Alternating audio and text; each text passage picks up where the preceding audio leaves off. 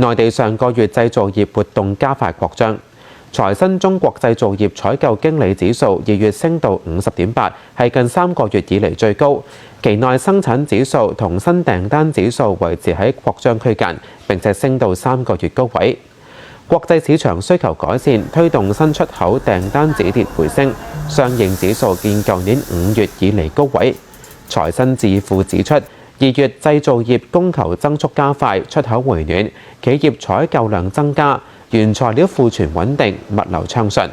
不過就業仍然收縮，價格尤其係出廠端價格仍然喺低位徘徊。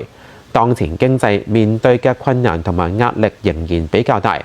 居民就業同收入不確定性增加，對進一步擴大內需、鞏固經濟底部形成制約。